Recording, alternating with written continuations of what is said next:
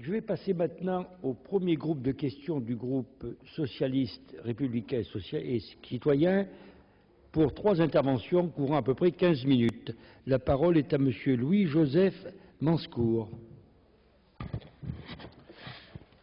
Monsieur le Président, Monsieur le Ministre, mes chers collègues, Monsieur le Ministre, je souhaite vous interroger sur une situation que vous connaissez bien, celle des petits agriculteurs de Guadeloupe et de Martinique qui subissent de plein fouet les conséquences de l'application du plan chlordécone fixant la valeur des limites maximales de résidus appelées LMR à 20 microgrammes par kilo pour les produits végétaux comme pour ceux de la mer et de l'eau douce. Cette décision prise pour des raisons de santé publique et en vertu du principe de précaution ne saurait être contestée. Mais la réalité est là implacable. Ce sont en effet plus de 450 maraîchers vivriers, 210 pour la Martinique, chiffre donné par la DAF, qui se trouvent depuis le mois de juillet 2008 privés de revenus. Que deviendront ces centaines de pères et mères de famille? En juillet 2005, une mission d'information parlementaire a établi des préconisations dont l'une prévoyait l'indemnisation des agriculteurs. En mars 2008, un rapport d'étape constate que le droit à compensation n'a pas débouché sur des résultats concrets. Vous-même, Monsieur le Ministre, vous avez présenté le 10 septembre 2008 en Conseil des ministres à l'issue du Grenelle de l'environnement un plan intitulé Éco-Phyto 2018. Ce plan propose un certain nombre d'axes, dont l'un, l'axe 6, prend en compte les spécificités des DOM-TOM. Il y a eu auparavant, comme je l'ai indiqué, le plan d'action chlordécone 2008-2010. Des propositions ont été faites pour soutenir et accompagner les agriculteurs directement impactés, à savoir à la reconversion, pré-retraite, aide aux investissements, et en cas de transfert de l'exploitation ou de réorientation de la production, aide aux agriculteurs en difficulté. Bref, aujourd'hui, ces petits agriculteurs antillais se trouvent toujours confrontés à la même situation dramatique, sans indemnisation et sans aucune perspective à venir.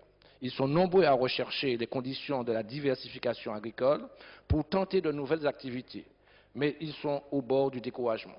Monsieur le ministre, ma question, quand comptez-vous mettre en application les mesures que vous annoncez dans ces différents plans que j'ai indiqués pour que réponse soit apportée aux difficultés qui touchent tant la profession que l'alimentation de la population?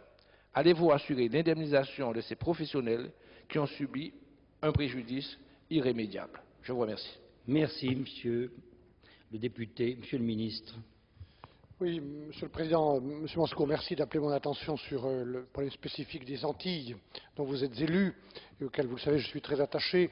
Ce que vous dites est juste. Nous travaillons là dans le cadre d'un plan global qui intéresse tout le pays, en métropole et outre-mer, qui est celui de la réduction, plan éco-phyto, de moitié de l'usage des produits phytosanitaires dans les 10 ans qui viennent, à condition que nous trouvions naturellement des solutions alternatives. Et dans ce cadre général, ambitieux, nécessaire à la fois pour l'environnement et pour la santé publique, il y a le plan chlordécone que vous avez cité vous-même, M. Manscour, 2008-2010 en Martinique et en Guadeloupe, qui vise à renforcer la surveillance de la santé de la population, la connaissance des problèmes cliniques et environnementaux liés au chlordécone, à réduire l'exposition de la population et à mettre en place des mesures d'accompagnement pour l'agriculture en améliorant notamment la surveillance des sols et des produits des jardins familiaux. Des plans de contrôle et de surveillance chlordécone comportant chaque année pendant 3 ans le prélèvement de 1500 échantillons ont été mis en œuvre par nos directions départementales des CVT vétérinaires et des services de protection des végétaux. Un plan de surveillance a par ailleurs été mis en place. Il a été ciblé sur les productions locales en Martinique et en Guadeloupe, avec l'objectif d'évaluer le niveau de contamination des denrées animales et d'origine animale produites aux Antilles et mises sur le marché. Les résultats de ces différents plans permettent de détecter les catégories de produits susceptibles de poser des difficultés au regard de leur conformité vis-à-vis de la limite maximale de résidus, la LMR, la fameuse LMR, fixée pour le chlordécone. S'agissant des limites maximales de résidus, l'AFSA a communiqué aux autorités françaises en septembre 2005 une évaluation du risque alimentaire lié au chlordécone pour la population antillaise dans son rapport intitulé « Actualisation de l'exposition alimentaire au chlordécone de la population antillaise ». Monsieur le député, les autorités françaises ont retenu une LMR inférieure aux valeurs préconisées par l'AFSA dans ce rapport, qui permet de garantir le respect de la santé du consommateur antillais comme celle du consommateur européen. J'aurai l'occasion, Monsieur Manscour, au mois de décembre, de me rendre aux Antilles, notamment pour faire le plan, un an après, le bilan des dégâts du cyclone, voir comment nous mettons en œuvre un plan auquel je tiens, celui de la banane durable, et j'aurai l'occasion à cette occasion de ce voyage de faire le bilan des aides économiques liées au chlordécone, notamment au mois de décembre prochain. Merci, Monsieur le ministre.